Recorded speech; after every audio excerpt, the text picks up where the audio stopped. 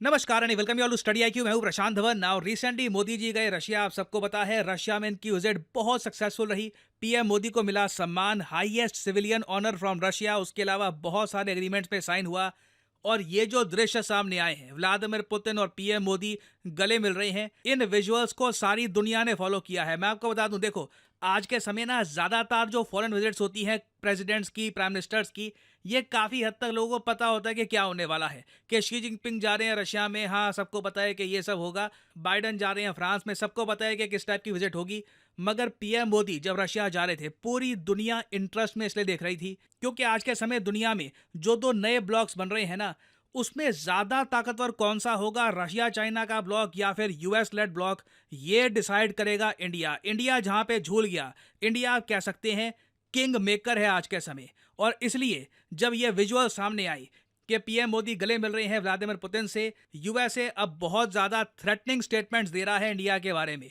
Eric गारसेती इन्होंने तो यही कह दिया कि इंडिया को याद रखना चाहिए कोई भी वॉर दूर नहीं होती। अब देखो, अब पहली बार मैं नोट कर रहा हूं कि जयशंकर साहब की जो स्टेटमेंट्स थी कि यूरोप तो मानता है कि यूरोप की प्रॉब्लम दुनिया की प्रॉब्लम है और बाकियों की प्रॉब्लम यूरोप की प्रॉब्लम नहीं है, इन स्टेटमेंट्स का आंसर यूएस ने पहली बार करना स्टार्ट कर दिया है। एरिक गारसेती जो अमेरिकन एम्बेसडर हैं टू इंडिया, वैसे आप अगर देखो तो इनकी वाणी बहुत मीठी रहती है। बोलते हैं तो लगता है कि क्या मीठी भाषा में बात कर रहे हैं, हमेशा यूएस इंडिया रिलेशंस को प्रमोट करते हैं। मगर पीएम मोदी और पुतिन को गले मिलते देख इन्होंने भी ये कह दिया कि इंडिया को याद रखना चाहिए कोई वॉर दूर नहीं होती। इनका कहने का मतलब यह है कि अगर इंडियंस ये मान रहे हैं कि यूक्रेन रशिया तो बहुत दूर की वॉर है, हमें इससे क्या लेना देना, ये कह रहे हैं कोई वॉर दूर नहीं होती, हर वॉर का इम्पैक्ट दुनिया पे आता है। और जो इनकी बाकी स्टेटमेंट्स है, जो भी आपको दिखाऊंगा मैं, इंडिया के जियोपॉलिटिकल एक्सपर्ट्स, हमारे फॉर्मर एम्बेसडर्स ने ये स्टेटमेंट्स देखी तो एक ही लाइन सबके मुंह से निकली है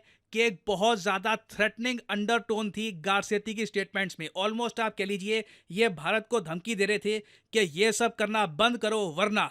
नाउ इस क्लिप में आप देखोगे एरिक गारसेती ये कहेंगे कि मैं जानता हूं कि भारत को स्ट्रैटेजिक ऑटोनॉमी बहुत प्यारी है, कि हम लोग किसी को फॉलो नहीं करेंगे, जो भारत के फॉरेन पॉलिसी के निर्णय होंगे वो इंडियन इंटरेस्ट को सूट करेंगे। ये कहते हैं मुझे पता है इंडिया को ये बहुत ज़्यादा अच्छा लगता है, मगर जब वॉर शुरू हो जाती है बहुत बड़े स्केल पर दुनिया में, तब स्ट्रेटेजिक ऑटोनॉमी आप नहीं रख सकते, you have to choose a side. ये जो लाइन है ये मैं चाहता हूं आप सुने।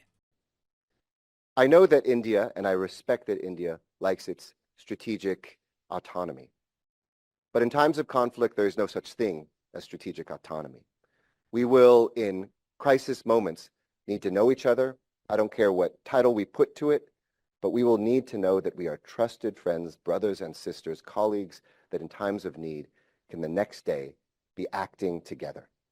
That we'll know each other's equipment, that we know each other's training, we'll know each other's systems, and we'll know each other as human beings as well. Now clearly ये यहाँ पर बात कर रहे हैं कि यूक्रेन रशिया का जो इशू चल रहा है, ऐसी कॉन्फ्लिक्ट में इंडिया एक स्ट्रैटेजिक ऑटोनॉमी नहीं रख सकता। इंडिया यूएस के रिलेशन जिस तरीके से डेवलप कर रहे हैं ना, अगेन मुझे ये बोलना पड़ेगा, इंडिया यूएस के रिलेशंस पिछले कुछ सालों में बहुत तेजी से आगे बढ़े हैं। आप अगर पीएम मोदी का टेन्योर देखो ना, तो भारत के इतिहास में प्राइम मिनिस्टर मोदी से ज्यादा प्रो यूएस प्राइम मिनिस्टर नहीं आया। मैं इसका मतलब ये नहीं है कि प्रो यूएस मतलब कि एंटी रशिया। मोदी जी ने रशिया के साथ साथ कोशिश ये करी कि यूएस के साथ भी रिलेशंस इंप्रूव किए जाएं, और इसलिए आपने देखा कि मोदी जी के अंडर ही हमने यूएसए के साथ कॉमकासा, बेका, लेमोआ, वेरियस टाइप के जो एग्रीमेंट्स हैं साइन किए हैं। बहुत ही जल्द आप देखोगे इसी साल या अगले साल की शुरुआत में पहली बार यूएसए एक इंडियन को भेजेगा इंटरनेशनल स्पेस स्टेशन में। इंडिया यूएस दुनिया की सबसे महंगी सैटेलाइट लॉन्च करेंगे और वेरियस और टाइप की डेवलपमेंट्स हो रही हैं। याद रखिएगा जो हमारा तेजस फाइटर जेट है उसमें भी जो इंजन हम यूज करते हैं वो यूएस कंपनी का है। तो गारसेती यहाँ पर यह कह रही है कि जब दोनों कंट्रीज इकट्ठा आ रहे हैं, कई जगह हमारी कोलैबोरेशन बढ़ रही है, तो जब बड़ी कॉन्फ्लिक्ट कहीं पे होती है तो हम चाहते हैं कि उसके बाद हम दोनों एक दूसरे को देख पाएं एज ब्रदर्स। अब देखो इंडियंस और अमेरिकन्स एक दूसरे को भाइयों की तरह, बहनों की तरह जैसे भी देखे। मेन बात यहाँ पर यह है कि अमेरिकन एम्बेसडर टू इंडिया ये कौन होते हैं जो इंडिया को कह रहे हैं कि अब अपनी स्ट्रेटेजिक ऑटोनॉमी भूल जाओ। कोई दूसरा कंट्री किसी और कंट्री को ये बात कैसे बताएगा? यही प्रॉब्लम आती है यूएस की। ये भूल जाते हैं कि इन दी एंड ये एम्परर कंट्री नहीं है पूरी दुनिया के, बाकी कंट्रीज भी हैं, उनकी भी सोच है, उनकी भी विचारधारा है। जो आपको ट्रस्ट इश्यूज हैं वो इंडिया को भी है। और अब देखो, सबसे मुझे फनी बात ये लगी कि गारसेती ने आगे अपनी एक स्टेटमेंट में ये भी बोला स्पीच में कि हम जानते हैं कि रशिया से मेन आपको मतलब है स्पेयर पार्ट्स का। आज भी यूएस ना इंडिया रशिया रिलेशंस को सिर्फ वेपन्स के लिहाज से देखता है कि इंडिया का 70% जो करंट वेपनरी इंडिया यूज कर रहा है 70% रशियन मेड है। तो कल को अगर चाइना अटैक कर देता है मान लो, तो उस केस में स्पेयर पार्ट्स के लिए इंडिया डिपेंडेंट रहेगा रशिया को। हर बार आप कह लीजिए अमेरिकन का व्यू पॉइंट वही रहता है, जबकि मैं आपको पहले बता चुका हूं India Russia relations nuclear energy के मामले में काफी आगे जा चुके हैं, डिफेंस को प्रोडक्शन के मामले में काफी आगे जा चुके हैं। आप बता दीजिए क्या यूएसए की किसी भी एक कंपनी ने एक भी न्यूक्लियर पावर प्लांट इंडिया में बिल्ड किया है? नहीं। रशिया ऑलरेडी बिल्ड कर चुका है, 6 और ये बिल्ड करना चाहते हैं। तो इसलिए एरिक गारसेती की जो ये आगे की स्टेटमेंट है ना, जो मैं आपको दिखाना चाहता हूं, We understand there's legacy equipment. You've got to be battle ready. You need spare parts. Legacy equipment मतलब क्या? रशियन इक्विपमेंट, जो पुराना तुम्हारे पास पड़ा इक्विपमेंट, उसमें स्पेयर पार्ट्स को लेकर आप लोग चिंतित हैं। ये बात अमेरिका जानता है, ये अमेरिका के एम्बेसडर ओपनली कह रहे हैं। For that. But as you look at the future, we know where the best systems, the best weapons are coming from, and it's not because we're trying to open up new markets. As Mukesh said, don't look at this cynically. Our companies can go all around the world today. They have too much business. But it's my personal opinion, if they are not here in India, we will miss the most important investment we can collectively make for the next 2, 3, 4 decades. ना आगे ये कहते हैं कि अभी के लिए माना कि स्पेयर पार्ट्स को लेकर आप रशिया पे डिपेंडेंट है, मगर ये आगे ऐड करते हैं कि आप फिर मॉडर्नाइजेशन जल्दी करो ना, आप अमेरिकन वेपन जल्दी परचेज करो, क्योंकि जो स्पेयर पार्ट्स वेपन्स वगैरह की आप बात कर रहे हैं, रशियन वेपन्स दुनिया में बेस्ट थोड़ी ना है। बेस्ट वेपन्स दुनिया के कहाँ से आते हैं? अमेरिका से आते हैं। और ये मत सोचना कि हम लोग चाहते हैं कि इंडिया बन जाए मार्केट। हमारे पास तो ऑलरेडी बहुत सारे बायर्स हैं, इतने सारे बायर्स हैं कि बिजनेस लगातार बढ़ता जा रहा है। मगर मैं फिर भी मानता हूँ कि इंडिया को हथियार बेचने चाहिए। तो जो इनकी स्टेटमेंट है ना, आप ऑलमोस्ट आप कह लीजिए बहुत लंबे समय के बाद यूएसए का जो एक मास्क होता है कि एक ऐसा देश जो बस अच्छे रिलेशंस चाहता है इंडिया के साथ, जो ये मास्क है, जो ये नकाब है, धीरे धीरे स्लिप कर गया और कुछ समय के लिए असली यूएस सामने आ गया।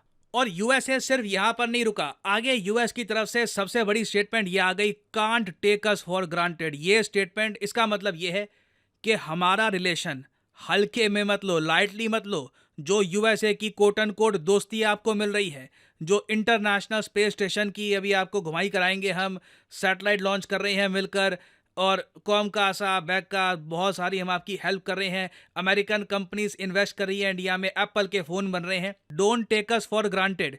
ये पुतिन मोदी की मीटिंग्स लगातार ऐसी होती गई तो हो सकता है हम नाराज़ भी हो जाएं। ये मत एज्यूम कर लेना कि जो अभी यूएसए से तुम्हें मिल रहा है ये तो मिलना ही है। तो मैं अगेन कहूँगा, अब तक का सबसे थ्रेटनिंग मैसेज है फ्रॉम यूएस टू इंडिया। और अगेन देखो, एक बार को आप कमेंट सेक्शन में इसके रिप्लाई में कह सकते हैं, we don't need USA, Russia are best friend, go away.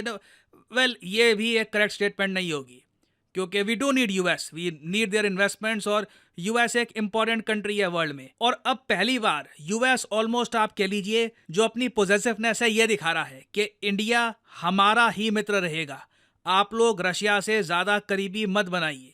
ये जो चैलेंज हमारे सामने आएगा, इसको हम कैसे ओवरकम करेंगे, ये एक बहुत ही बड़ा क्वेश्चन रहेगा हमारे सामने। और आपने एक बात नोट करी होगी, जयशंकर साहब ने भी अभी तक फॉर द टाइम बीइंग गारसेती की स्टेटमेंट का कोई डायरेक्ट रिप्लाई नहीं किया है। इंडिया में इस वक्त कोई फुल मेजॉरिटी वाली गवर्नमेंट है नहीं, कोलिशन गवर्नमेंट है।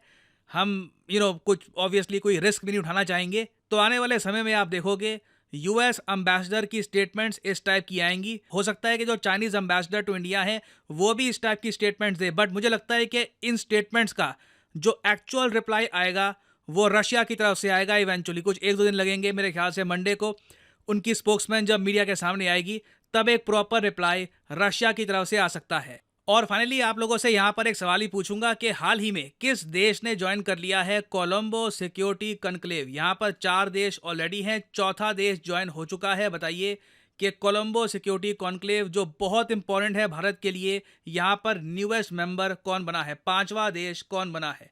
ये है यहाँ पे आपकी ऑप्शंस, नेपाल, बांग्लादेश, म्यांमार या फिर इंडिया। कमेंट सेक्शन में करिए उत्तर। जो लोग सही आंसर देंगे उनकी कमेंट को मैं हार्ट दे दूंगा ताकि बाकी लोग समझ पाए कि सही आंसर क्या है। और फाइनली यहाँ पर मैं ये भी ऐड कर दूं कि स्टडी IQ का जो लॉन्ग टर्म यूपीएससी बैच है 13 तारीख को इसकी एनरोलमेंट समाप्त हो जाएगी। आपके पास 13 तारीख तक का टाइम है इस लॉन्ग टर्म बैच में एनरोल करने का।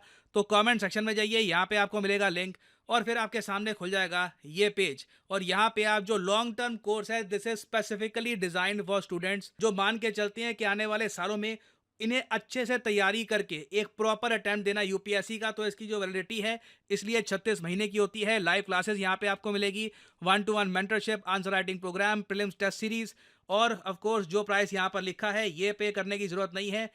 Simply use the code PD10 और प्राइसेस अपने आप गिरना स्टार्ट हो जाएंगे। You will be able to save a lot of money.